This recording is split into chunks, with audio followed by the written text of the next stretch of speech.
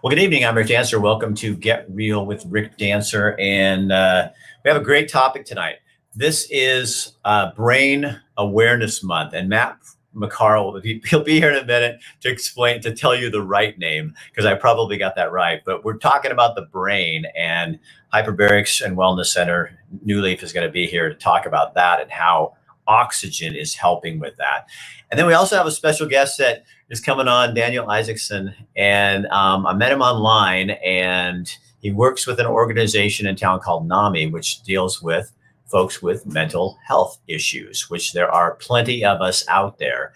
So we're going to just kind of open that up and kind of talk about the unhoused. We're going to talk about this is just going to be a conversation. So we're going to talk about some of the issues, some of the things going on, his personal story, and bring this all together kind of in a package. And that way, if you guys have some questions about that, you can feel free to ask. But as it unfolds, I'm trying to let these be a little more natural than we used to do and not have it so planned out, because I think a conversation is a great way to go. So let's start that conversation with Matt McCarl from New Leaf Hyperbarics and Wellness. So Matt, what is it?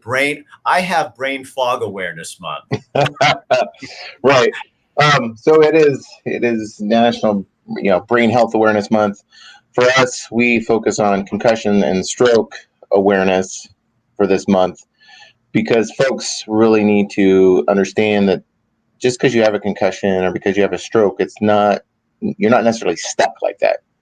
Right. We're learning more and more all the time with all these studies they're doing with hyperbarics that folks can regain a lot of their mobility or get rid of that brain fog, the word recovery issues that a lot of folks have after concussions or even after strokes, all the above things with some hyperbaric therapy. And I think the other thing that we should talk just really quickly about is you're having really good success for people that have brain fog after COVID. You've had a number of patients come in and they just had that little bit of fog afterwards. I remember after I had H1N1, it took me a couple months to get back to being, as obnoxious as I used to be. And yeah, what you learn is that the brain uses 20% of all the oxygen or air we breathe on a standard day, just functioning. So when you have a respiratory illness that causes your lungs to not get as much oxygen in, folks that have CPAP, or not CPAP, but use the CPAP because they have sleep apnea, can have some brain fog just from that as well. So you need a lot of oxygen for your brain to function correctly. And when it's deprived of that for even a short amount of time, it causes a little bit of damage up there and starts causing that brain fog and can lead folks into dementia and Alzheimer's. So people dealing with strokes, any of that stuff, even autism, on the autism spectrum, people like that with brain things, that they can come in there, talk with you guys. You guys have programs, you can get them set up and everything. Oh yeah. We have a few autistic folks that come in and see us now that are having great response between the hyperbaric chamber. And then when we added red light therapy a little over a year and a half, almost 2 years ago now. Wow, time flies. We're seeing a great response with adding the red light therapy in with the oxygen therapy to focus on the brain itself, especially when they're in the chamber. Okay, I want to bring another guest on, and this is Daniel Isaacson. And Daniel, I'm going to put you up in my square. We'll flip you over there. Thanks for being here. Hi, how are you? I'm good, Daniel. So we just kind of started talking online the other day, and you're with NAMI. Can you explain to people what NAMI is here in our area? Well, just to be clear, I'm not speaking on behalf of NAMI because I'm not allowed to speak on behalf of NAMI. I'm the president of NAMI. NAMI is a great organization. I'd welcome people to go take a look at their website, but I can't speak about NAMI online. But you're very familiar with the mental health community, and for one reason, that's because you lost a very dear friend in that community. Why don't you tell us that a little bit? So a friend of mine, we've been friends since I was in high school, and he struggled with a lot of mental illness throughout his life, a lot of childhood issues, and alcoholism for the latter part of his life. And he died in an officer-involved shooting here in Lane County in 2018, July 12th. So this has become a topic for you because you have your own business, you have a private business and company, but serving on the board of NAMI, you're seeing a lot of things going on in our community and dealing with mental health. And what are we seeing? What is going on out there? Well, your title is appropriate. It's crisis. We have become untethered from a natural part of our healthcare. We tend to treat mental health care as somehow different than the rest of our healthcare when they're exactly the same. We tend to yell at people for having a mental health disorder as opposed to yelling at someone who has diabetes. We tend to blame them for having it as opposed to looking to how we treat it. And so the result is a demonstrable decline in funding to the point where Oregon is the last in the country in mental health funding. What, last? We're last, dead last. Guam is beating us. So we are pretty much what I call a baseline. If you did absolutely nothing, I'm not sure you'd have a better result than what we get from where we're at right now. And if you think of the nasty word, which is asylum, right? Asylums were something of a horror to a degree. I mean, everyone knows of One Flew Over the Cuckoo's Nest and the horror stories that came out of it. But the result has gone to the opposite end of the pendulum now. We still have asylums. We didn't get rid of mental illness, but we just transferred the asylum to an invisible one, where people bounce between the ER, jail, and the street. And I would argue that is way more crueler to people, to offer them false hope and to have medication than not medication, than recycling through their mental crisis than anything else that we're doing. And so, and isn't that a lot more expensive if you're treating? I mean, we're not. Just so people are clear, Daniel is not saying we want asylums again. I mean, Fairview was closed for a reason. We're not talking about asylums, but we need places where people can go to get help. Right. Is that what we're seeing down here with under the bridge at Jefferson Street in Eugene? It's like there's like 100 people down there. I think that what we're seeing under the bridge is the natural byproduct of not having a place for folks to go to get mental health care. And you're going to see more people on the streets. You're going to see more people in jail. I had a conversation with the sheriff last week. He spends $3 million a year on mental health care for his inmates. At $300,000 a pop for deputies, you could have 10 more deputies on patrol right now, or a 50% increase in your patrol deputies if we just funded mental health care appropriately. I mean, think of it this way. In the 70s, we had 7,600 beds. Okay, so 7,600 beds. Okay. We have 610 for the entire state of 4 million people now. So as a state, why don't we take this more seriously in terms of, I don't want to sit here and blame, but I mean, obviously the legislature and the heads of our state for decades have not looked at this as very important, or it doesn't seem to get the money exactly, Well, to reverse the course requires so much that we're kicking the can down the road, but we're now at a wall. So there's no more road to kick down. Lane County has no inpatient drug addiction center, no suicide prevention hotline locally or counseling.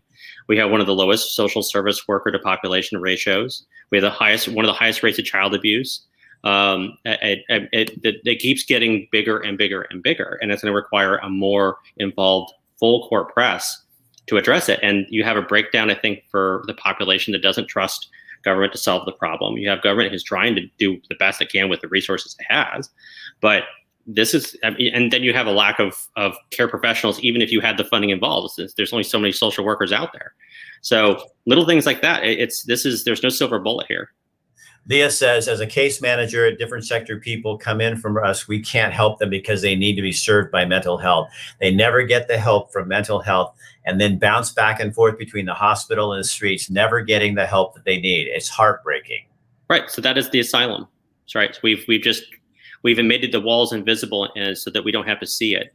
And we can kind of push it out of the foreview. The problem is that we now are seeing the results under the bridges and on the streets, and those are the extremes of mental health, right? So those are the outliers. But depression, anxiety, suicidal ideation, those are things that happen in just about every household that I've talked to over the past year with COVID and everything else.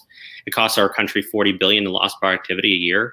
I don't know anybody who hasn't been touched by mental illness in the past year, and it happens because we don't talk about it. There's a stigma attached to it. We pretend that it doesn't exist and it's going to go away. Well, you can pretend that your diabetes is going to go away, and that doesn't work. So why do we assume that if you have depression that it's going to go away by sheer force of will? It just doesn't happen. So why is this such a big deal to you, Daniel? I'm tired of learning the names of people who die from this disease, and learning about ways we could have solved this. I think that there's very simple ways that we can get past the partisan gridlock that tends to happen, and the blame game that kind of happens in the comment sections on Facebook, and get to the real heart of things. We have to remember that we're human beings first and start from that foundation and build from there. When your friend dies of brain cancer, the initial reaction by people is empathy. It's, oh my God, Rick, I'm so sorry to hear that happen to your son. What can I give you a hug? Can I do something for you? When you tell somebody that your friend died at an officer-involved shooting, the first reaction is, well, what did he do? Right? Yeah. So there's judgment. So what that does for someone like myself is you end up censoring what you say. You end up saying only parts of the story, or you mask it a little bit until you know the person who's asking the question. And so you, in your head, you're censoring what you're saying. And so then you get pissed off at yourself for not saying the true story, or being embarrassed by your friend, or anything else. And so now you're judging yourself for that action. And then that spirals into hating yourself a little bit for having gone down that road, not just being true and who cares what other people say and that kind of thing. And then it just cycles every single day. And that goes for comments online, when their kids read the comments of people saying the nastiest things that they possibly can because they just want to have an online fight. That causes generational problems for people when it just doesn't need to happen, Now, I don't know if you know this, but what happened? Somebody's saying what happened to the hospital, the facility in Junction City? It's open, isn't it? That's my understanding. Yeah, it is. But again, that's 640 beds for 4 million people. In Lane County alone, there's about 24,000 people, or you could fill half of Autzen Stadium with folks who need not to be 24-hour monitored, but need a caseworker to work with them on medication. And we have 640 beds. So I feel like this is like one of those things that people, they spout off about, but nobody really does. I remember, and I won't say who, but under a person's leadership in recent, well, let's say last 15 years or whenever, actually Junction City, the mental facility out there, this hospital, was set for closure. And it was just barely open. And so we are talking about closing facilities like this when we don't even have, you know what I mean? It's like, I don't understand. It sounds like, I feel like this gets a lot of lip service. And whenever we see these, all the people down here, oh yeah, mental health, we need to take care of mental health. Well, there's such a thing as a will, and then there's just bullshit. And I feel like this is an issue because we really don't, I'm just going to say, I don't think we really care. I think we don't like it. It feels bad. But I think as a culture, is it a big enough deal that we really believe that it is affecting so many people? Because it does. I know so many people I struggle with a little bit of depression. It's not like clinical, but it's like when people go, oh, we'll just get in a better mood. That's not it, dumbass. It can't just get in a better mood. There's more insulin. Yeah, exactly. Yeah. Why don't you give yourself a little more insulin or a little more chemotherapy or something? Yeah, you feel. But that's what I mean. I don't think we take this seriously as a disease. I think here's what it is. I think we still think it's their fault. Oh, absolutely. I think that there's that blaming there, but I also think we've become accustomed to thinking that we're on our own when we don't necessarily have to be. Right. I'll give you a perfect example of a program that we're working on right now. I'm working on right now. Something called TIP. It has a 30-year track record of being successful. It operates up in Portland. It operates in different parts around the country. When there's a unexpected death, the person who goes out and tells the next of kin is typically a death investigator from the police department. They hate the job. It's one of the worst parts about their job. No one wants to do it. But so they're very robotic in the way that they deliver it. It's just, Rick, your wife has passed away in a car accident. Here's a telephone number for the hospital. I'm really sorry. Do you have any questions? And move on. right? And so they leave, and you're just left with your whole world is destroyed. So what TIP does is it's a volunteer program where they Dumbo drop into the crime scene with the police, learn about what happened, and then go with the police to go notify the family member, and then sit with them and walk them through the next hour, day, month, year of their life. So this is how you call the mortuary. If it's a crime scene, this is how you call and find the company that will come and clean it up. I will tell you, as the person who had to do that, if I could remove one moment of that day other than my friend's passing, not having to have done that, or to call his kids or his parents and let them know or know what to say, would have been, that will stay with me the rest of my life. And I could have easily done away with that aspect of it. But TIP as a program. So this is what happened to you. Yeah. The officer, whoever had to do that, comes in and just lays that on you. And so you're creating this program because, or you're getting us involved in this program. Yeah. Because you directly know what it's like to then, if your friend is killed in a shooting and you had to clean him off out of the, I mean, that's just awful. And what does that do to your mental health? Oh, like I said, there's before Dan and then there's now. And it's a hole that will never be filled from a variety of different buckets from that day. But that one was a needless bucket that didn't need to exist. I'll give you a good example. A woman whose son committed suicide in his car, and he, for whatever reason, brought his baby book with him, and she wanted it back. And she didn't know that there were services to go in there and do it for her and do the cleanup. So she had to go in that car to get it. I mean, the level of trauma that woman is now experiencing because she just didn't know that there are services out there to take care of it. Like, right. This is the type of stuff we're dealing with, and it's so easy. I mean, it's just there. This is a layup. You know, there's nobody who's not going to support this program. It is, they run it on $350,000 a year in Portland. For Lane County, we're going to get it done for half that. If you split it up between Eugene, Springfield, the county, and Peace Health on their savings for mental health, you're talking about $40,000 a pop. That's what they're going to spend on Post-it notes. I mean, this is a solve that we can do, but I just think we're so accustomed to this is just the norm, and this is the way that things are, as opposed to let's find a way to do common sense solutions to help solve this problem and walk this thing back. So that's how personal that is for you.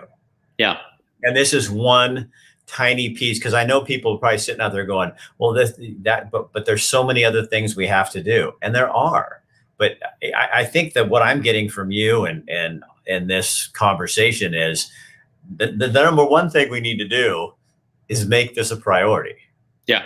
Talk about it. Yeah. Talk about the fact that, okay, I had a lady walking down the street with me the other day. I do not know her, but she's walking by and she says, I'm so angry. And I said, what are you angry about? And she says, all that shit and those people down there under that bridge. It's just, I'm just done with this. It's everywhere around Eugene. And, I'm just done with it. And I understand that frustration because it does. I mean, in the last year, it's grown enormously in terms of the camps and places like that. But then I think maybe as a population, if we start thinking those people, a good percentage of those people are struggling with mental illness. Yeah. And they're there because we're not coming up with a better solution. And we're still talking about closing mental facilities. I mean, come on. I mean, there's a ballot measure that I'm working on. That's like the big fish, and I love your audience's thoughts on it, your thoughts on it. But it's a model after something called Caring for Denver. It was passed in 2018, passed 70-30, no organized opposition, and the results from that have been transformative. They have almost the same demographics that Eugene has similar problems with the unhoused, similar problems with mental illness, and no funding that was available. They passed a small tax increase, went to create a brand new nonprofit who gives out somewhere around $35 million a year strictly on mental health through a normal RFP process. So people ask for money to fund a certain program. The first 2 checks they wrote were to create a cahoots in Denver and something called Alternatives to Jail, where people who are picked up on really low level, loitering, trespassing, disorderly conduct, they're brought in, evaluated if they have a mental problem, and are taken to a crisis center, and then got paired with a counselor and a treatment center, a treatment process, and may not even go through the criminal justice system at that point. They're just transferred out. And the recidivism rate is a third of what it was before. Wow. Their Chamber of Commerce is so enthusiastic about it that they're willing to fly out here and sit with our Chamber of Commerce to walk them through why they should support it. And most public policy ideas are ones where you have a theory, we want to do this, it's a great idea, but we don't know for sure if it'll work. We can point to them and say, they're doing it, it's working. And the other comment about it I heard, it was funny, was I was having a comment or a listening session with some city officials about it, and they brought up the cahoots that they had modeled it after us. And they said, oh, they're copying our model. And I said, no, actually, it's the other way around, because they fund their cahoots at 100%. So the people who are working there get the market wages of an actual social worker. We're funding ours at about 70%.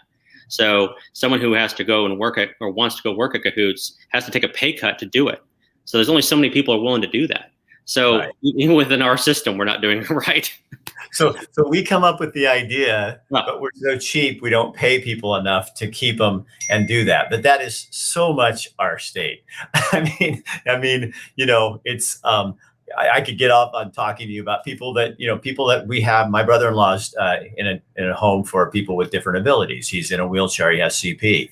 And we go through people like you would not believe, because they don't get paid. These are wonderful people who care so much about him and these folks, and they get to know him. And then what happens? They're gone. Yeah. And these people, one of the things that people on the spectrum need is consistency. totally. And so if we don't pay enough, people are bitching about the minimum wage, and it's like going, what about people that are really doing, like, these are jobs that are high. This is like they can do anything a nurse can do, but not put a needle in. You know what I mean? Yeah. They're qualified to do all that, and we pay them. So you want to get in a minimum wage conversation? I would love to have that conversation with people.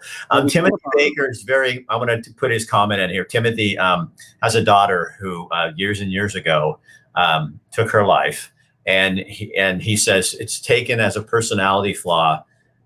Mental health issues, not a disease. There's a stigma behind mental health that when Jennifer took her life, there was a sheriff that came to our house. He quit being a sheriff and became a counselor after doing that. So and you guys, these are real life stories of people. And so now, okay, so now I love what you're talking about here, Daniel. So tell us about, where is it at with this, this group coming out here that we could, so that they've been out here yet, or they're coming out here? We're going to get them on a plane to come out here and sit down with us. We're in the beginning stages. We want this for 2024. We're building our coalition. I want this coalition to have folks from at both ends of the spectrum politically. I don't want this to be just the liberal left or the far right. I want both sides at the table to have a conversation, because mental illness doesn't care who you voted for in the last election. It will devastate your family equally. It was an absolute equalizer. But so when they come out, I want to have them on the show to find out what happened there. Or Sure. If you find out that they're going to come out and they're open to doing this, I would do this beforehand to say, these folks are coming out, but be in their community with, via this system here, and then talk to them about the change that has happened, and then kind of get people ready for this coming to Eugene and Springfield. I think that we can have these conversations in rural parts of Lane County as well, because that's the part of services that just don't exist. The suicide rate in Lane County is 4 times greater than 84% of the counties in the country. Say that again. 4 times greater than 84% of the counties in the country. And if you're in Junction City, Cottage Grove, or Florence, it's double that. So our age group, us three, are the ones that are the most at risk. Somewhere between the ages of, call it 45 and 60, male, in rural parts of Lane County. We are killing each other and killing ourselves at a rate that is just unheard of. Lane County's numbers in the next few years will be approaching Multnomah County just in the raw number. So just the raw number of dead bodies in Lane County is approaching Multnomah County, and they're twice our size. Like, at some point, there has to be a conversation about this, and what we're doing isn't working. So Matt, you live in Junction City, so you probably know this well. Um, Yeah, actually, a little farther north. I'm actually in Lynn County, so I'm in Harrisburg. Hmm. But yeah, and as a volunteer fireman, we see this out there in that little town quite often. We just had a guy, probably 4 months ago, that took his life. Just, he was struggling with this type of stuff. so well, I'm super excited about this. What are you calling this, Daniel? We have to have a name, right? Caring for Lane County. Caring for Lane County. I like this. So will you keep us in touch with that? And then we're seriously, when they agree to come out here, like maybe the week before or something, I can set up a show with them and I can get up to 5 people on here and just stick them on here and talk to them about the reality of what's going on. I would love to do that as a way to introduce this to town so that people, and maybe all of us here that are watching on here and where we share this, if you guys share this with people on your page that maybe we could all be like super positive about this. Yeah, it's a depressing subject, but in a way, but it's also inspiring in the sense that we can make a difference. If we look at what happened in Denver, they turned that ship around. We can turn this around. We can have fewer stories. We can't stop everyone from killing themselves. We can't stop mental illness in its tracks. What we can do is turn the stigma around to have conversations about what it means to be human and what it means to care about your neighbor. That I am benefited by the fact that you are able to get health care for your brain. Right. It doesn't help me to have you sit at home, not able to work, not able to get a job because you're so ravaged by anxiety and depression. I want you to be healthy, and I don't want the opposite. So see, I would take the language that you had. I would say we will turn this around. Yeah, I'm kind of learning. I'm learning from myself as I give myself an out. I can change this. No, yeah, you can, but will you? So I think as a community, if we want to stop seeing tents underneath the bridges and we want to stop seeing camps at West 11th and all that, we can bitch about it and we can moan about it and scream about it and take pictures and post it on tape or whatever, site you're on. But the bottom line is, if we don't start talking about mental health issues and find a way to help people, it's going to just continue. And this is hopeful. I really like this idea. So if you're looking for some moderate people that don't really fit in very well, get me. I might be. I don't do far left, far right, but I'm a fence sitter. That's what they call me. I'm just like and I'm not a fence sitter, but that's what they like to call me. But I'd love to be a part of the conversation and say more. And I will. I'll put this out there anytime. Well, thank you very much, Rick, and thank you very much. And Matt, thanks, man, for sponsoring our show and letting us do this and talking about brain health. And if people want to go in, and if you are someone struggling with, depression and those kind of things, I'll tell you what. The miracles of oxygen. I was telling Daniel before the show started, you've got to go try this. You've got to go, because it really does help people, doesn't it? Oh, absolutely. I myself, I lost my parents just a couple years ago, and I've realized recently that that's starting to affect me. And mainly, I think that a lot of that is the mental clarity I get while I'm in the chamber. So we have a lot of folks that work through PTSD that way too, and have the clinic up in Washington has a counselor in there that rented a room in their clinic for a while, and they would have their clients go do hyperbarics prior to their counseling sessions because they would be more open and more able to work on the things that they needed to work on. Well, I'll tell you, there's nothing wrong with laying in there for an hour with pure oxygen, and you come out, and I feel like I'm stoned. And yes, I do remember what it felt like to be stoned when I was a kid. And the first time Matt looks at me coming out, and I go, "Could I stay here for a little while? I don't think I should probably drive." But it's so relaxing, and I think we all need that in our life so we can think better and take better care of each other. So, well, Matt, thanks again for sponsoring us. And you guys, I put the phone number on here. I always get people after the show, I really want to try that. Well, then get your ass down there and do it. That's all you got to do. It's like, it's not brain surgery. And Daniel, thank you for coming on and just sharing the conversation with us. I think it gives us a place to start. And you gave me a little bit of hope today, because I really want I want to, people to get the help that they need, and especially in this area, because that's tragic. I think what we're doing as a community, by allowing people just to do that, is tragic, because we're not helping them. We're almost, and then the longer they stay there, the more it becomes normal. And this can never be normal. Mental health issues could be the norm, but we can't get used to allowing people to suffer on the streets of Eugene and walk away like nothing's happening. I mean, that's ridiculous. People are saying thank you to you too, Daniel. And Daniel, you can go back on this, and anybody, if they have a comment or a question and you want to address something like that, feel free, just go in there and post a comment and put the information on when this stuff is coming up. And please keep in contact with me so we can keep this in the front of people's minds. Okay. Thank you so much. Very much. We'll put the frontal lobe. We will. Absolutely.